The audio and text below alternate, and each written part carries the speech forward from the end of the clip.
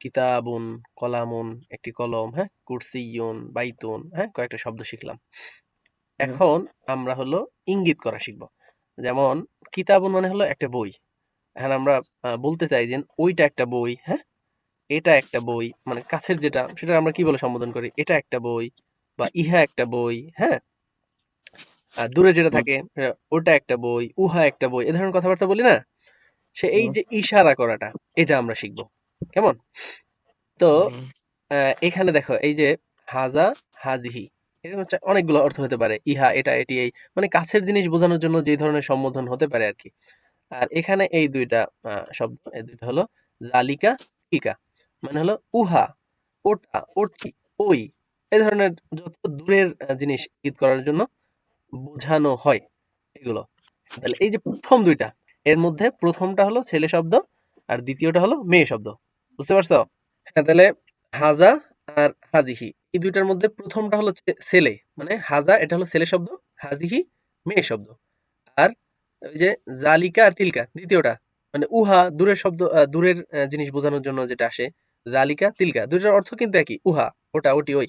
কিন্তু এর মধ্যে জালিকা হলো ছেলে এবং তিলকা মেয়ে। একই অর্থের শব্দ, কেমন?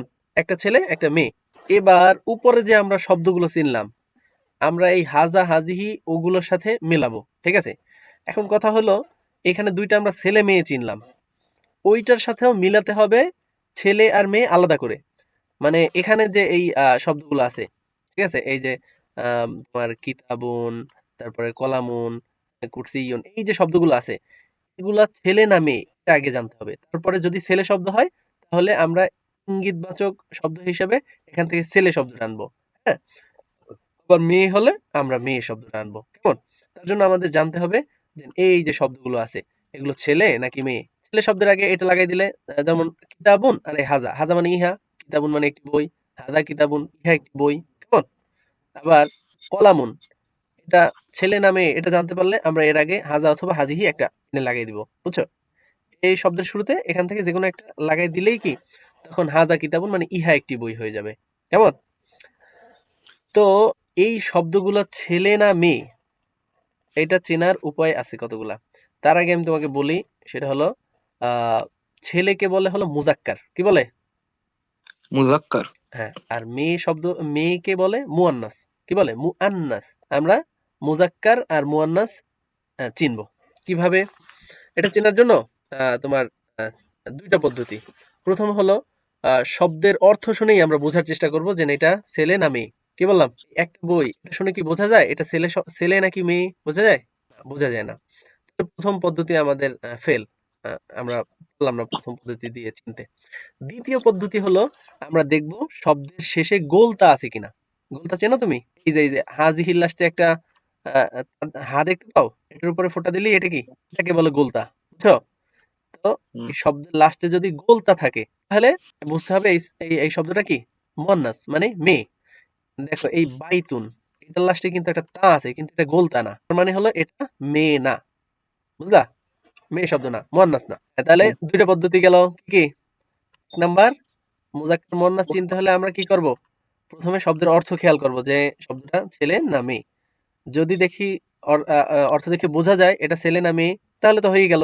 ওইভাবে ঠিক করব আর এখান থেকে ওই যে তোমার ইশারা করার জন্য যে শব্দগুলো আছে ওখান থেকে ছেলে হলে ছেলে শব্দ আনবো আর মেয়ে হলে মেয়ে শব্দ আনবো। আর যদি না চেনা যায় তখন দেখব কি শব্দের লাস্টে গোলতা আছে কিনা। তাহলে এবার আমরা এই জায়গায় যে আ শব্দগুলো আছে এগুলো একটু যাচাই করে দেখো। কিতাবুন মানে হলো একটি বই। এটা ছেলেও না, মেয়েও না। এবং লাস্টে কি গোলতাও নাই। তার মানে এটা মেয়ে হওয়ার কোনো চান্স নাই। এটা ছেলে শব্দ। এবার দেখো কুরসিয়ুন। কুরসিয়ুন মানে একটি চেয়ার। শব্দ শুনে বোঝা যায় এটা ছেলে না মেয়ে? বোঝা যায় না। বোঝা না গেলে তার মানে ২য় পদ্ধতি দেখবো লাস্টে গোলতা আছে কিনা। দেখো গোলতাও নাই। মানে এটা ছেলে। এভাবে সবগুলো দেখো এর কোনটাই কি অর্থ দেখে বোঝাও যায় না আবার লাস্টে কি গোলতাও নাই। তার মানে এখানে সবগুলা শব্দ হলো ছেলে শব্দ।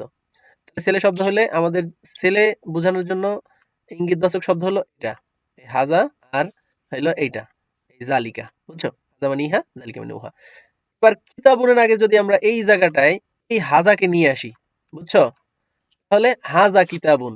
ইহা একটি বই। এই দেখো এটা এখানে আছে। দেখছো নিচে দেখছো? এই হাজা হলো একটা ছেলে শব্দ আর কিতাবুনও একটা ছেলে শব্দ পাশাপাশি এনে দিছি। হাজা মানে ইহা, কিতাবুন মানে বই। তাহলে হাজা কিতাবুন মানে ইহা একটি বই। দেখো এই ছবিটাও কাছে দিছে। ইহা কাছের জিনিস। হাজা কিতাবুন। আবার জালিকা মানে এই যে জালিকা মানে উহা দূরের জিনিস, তাই না? হুম, তো এই দেখো এই হুম। কলামুন এটা একটা ছেলে শব্দ।